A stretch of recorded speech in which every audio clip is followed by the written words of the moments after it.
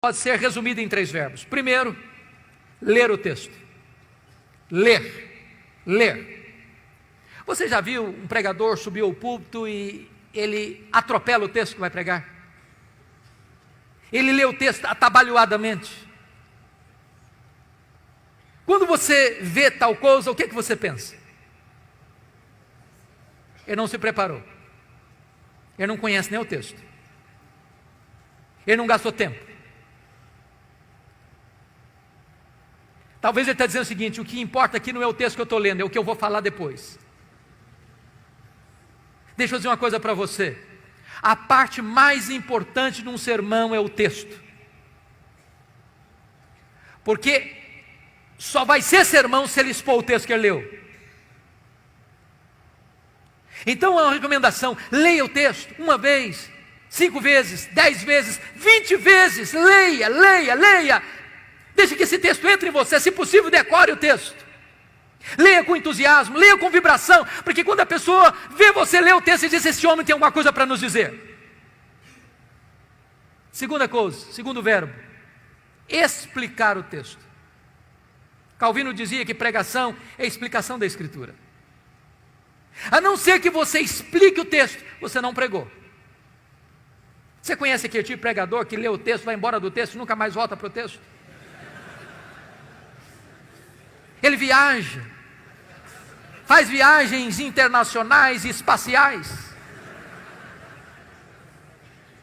E você pergunta: meu Deus, mas por que ele leu esse texto?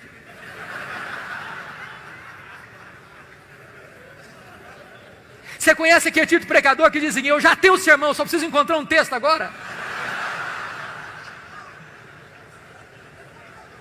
O sermão emana do texto. O sermão é a explicação do texto. E por isso nós temos uma palavra técnica que os pastores conhecem, que é exegese.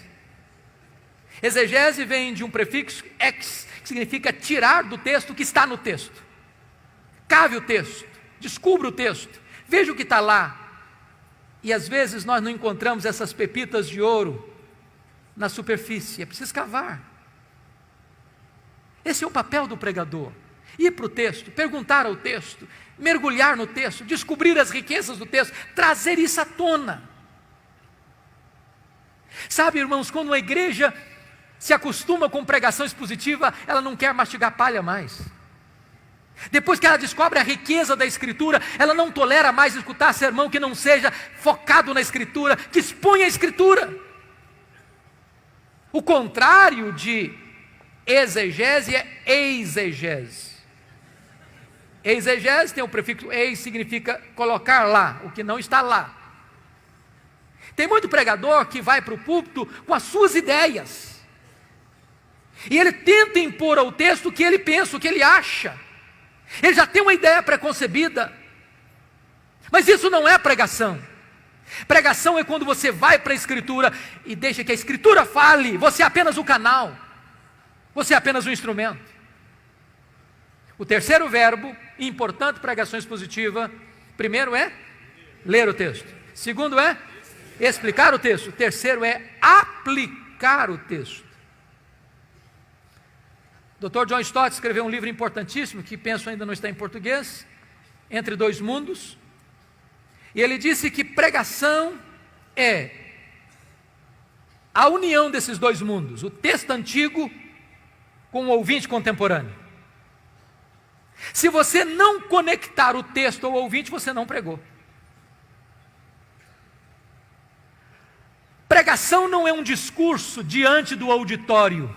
Pregação é uma palavra ao auditório. A pessoa precisa entender: é com você que eu estou falando. É como aquele pregador que foi pregar em João 10 e falou sobre a ovelha, falou sobre o pastor, falou sobre os lobos, falou sobre os campos, falou sobre os prados, falou sobre as águas, falou sobre a grama verde, falou sobre a lã da ovelha, falou e terminou o seu sermão depois de 1 hora, há 2000 anos, lá nas pastagens da Palestina. E o auditório perguntou: e daí? E daí? Isso tem a ver comigo? Pregação precisa ter aplicação.